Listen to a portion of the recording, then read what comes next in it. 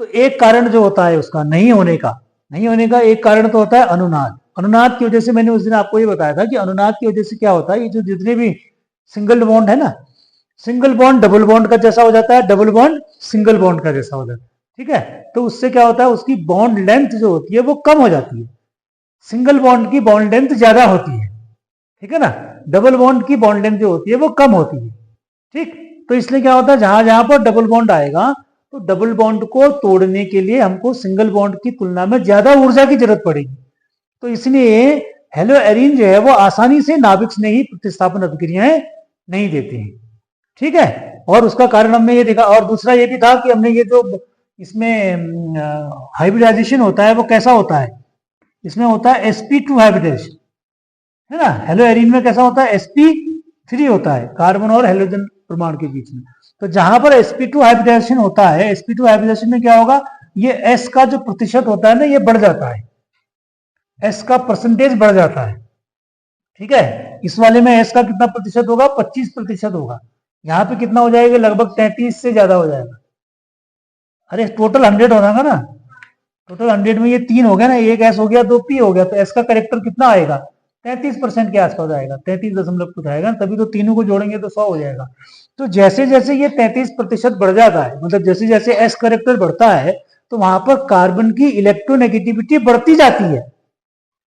ठीक है ना, जब कार्बन की इलेक्ट्रोनेगेटिविटी बढ़ेगी तो क्या होगा, वो बॉन्ड को तोड़ना फिर उतना ही मुश्किल होता जाता है। ठीक है, तो ये कुछ कारण होते हैं कि जिस वजह से क्या है, ये हेलो एरीन आसानी से नाभिक से नहीं प्रतिस्थापन अभिक्रिया नहीं, है ना। ये क्या है, हेलो एरीन की नाभिक स्नेही अभिक्रिया है, न्यूक्लियोफाइल वाली जो अभिक्रिया है। ठीक, अब इसको अगर आप गौर से देखें इनको, ठीक है ना, सारे रिएक्शंस की हम बात करेंगे कि एक तो हमने कारण अभी देखी कि ये आसानी से अभिक्रिया नहीं देते। ठीक है ना, जहां पर क्या होता है कि आसानी से अगर कोई अभिक्रिया नहीं होगी तो फिर हम क्या करते हैं, अगर हमने वो रिएक्शन करानी है माना, तब फिर हम क्या करते हैं, उसमें कई उत्प्रेरक लगाते हैं, है ना, या जिसको हम बोलते हैं रिएक्शन कंडीशंस लगाते हैं, मतलब प्रेशर लगा देंगे, बहुत ज्यादा टेम्परेचर लगा देंगे, या कोई और उसमें उत्प्रेरक का इस्तेमाल करेंगे ताकि वो रिएक्शन आसानी से हो जाए, है ना। जहां पर रिएक्शन आसानी से नहीं होती तो वहां पर ये किया जाता है। ठीक, अब चूंकि ये हमने देखा, इसके कारण हमने देख लिए पहले कि आसानी से जो हेलो एरीन है वो न्यूक्लियोफिलिक अभिक्रिया नहीं देते हैं, न्यूक्लियोफिलिक सब्स्टिट्यूशन रिएक्शंस नहीं देते हैं। तो उसी को हम देख रहे हैं, जैसे पहली अभिक्रिया हमने लिखी है, ये है एल्कोहल, इसमें क्या होगा, OH इसमें न्यूक्लियोफाइल है। देखो न्यूक्लियोफाइल कौन है यहाँ पे, OH। वैसे हमने क्या देखा था, जब अगर न्यूक्लियोफाइल देखे थे तो क्लोरीन भी न्यूक्लियोफाइल है, OH भी न्यूक्लियोफाइल है यहाँ पर, लेकिन क्लोरीन की तुलना में कौन सा है, OH ज्यादा बड़ा न्यूक्लियोफाइल है। ठीक है ना, अब यही इसका मूल यौगिक है, हम OH की रिएक्शन करा रहे तो क्या होगा, OH यहाँ पर न्यूक्लियोफाइल की तरह से काम करेगा, और OH कहां से मिलेगा हमको, NaOH से मिलेगा।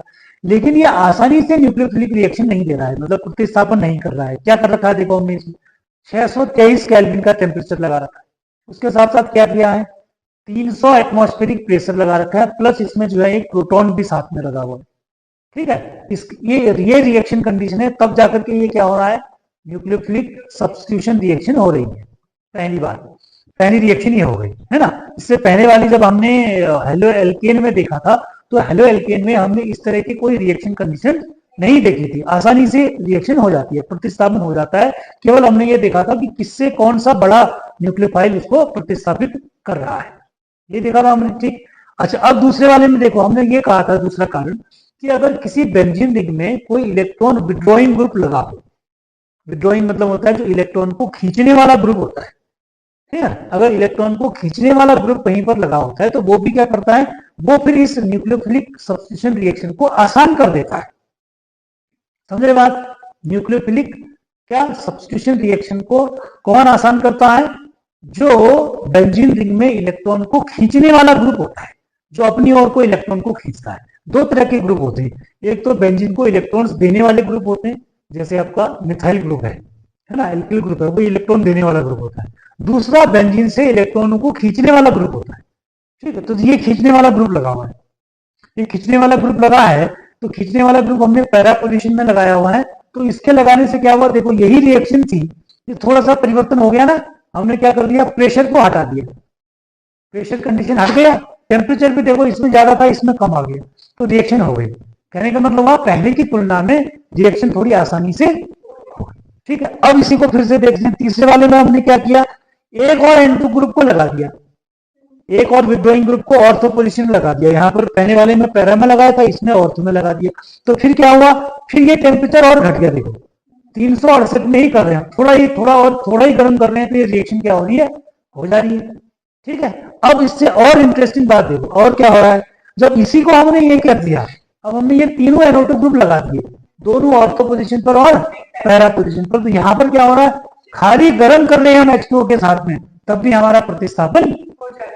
ठीक है, तो ये क्या दिखा रहा है, ये सारी रिएक्शन ये दिखाती हैं कि अगर कहीं पर बेंजीन रिंग में विड्रॉइंग ग्रुप लगा हो, इलेक्ट्रॉन को खींचने वाला ग्रुप लगा हो, तो ऐसा ग्रुप लगाने से ये न्यूक्लियोफिलिक सब्स्टिट्यूशन की जो पावर होती है, या न्यूक्लियोफिलिक सब्स्टिट्यूशन होने की जो दर होती है, वो क्या हो जाती है, और अच्छी हो जाती है। मतलब आसानी से हो जाती है, आसानी से वो रिएक्शन हो जाती है। ठीक है, तो दो चीजें हो गई, एक तो nucleophilic substitution reaction hello Erin आसानी से नहीं देते हैं, हमने बहुत सारी कंडीशंस देखी।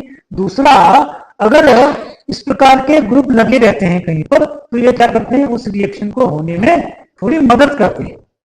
ठीक है, ऐसा कह सकते हैं कि अगर ऐसी इस तरह की कंडीशन होती है कहीं पर, तो वो क्या करते हैं, न्यूक्लियोफिलिक सब्स्टिट्यूशन रिएक्शन को होने देते हैं आसानी से। ठीक है, तो ये विड्रॉइंग ग्रुप्स का प्रभाव है न्यूक्लियोफिलिक सब्स्टिट्यूशन रिएक्शन में।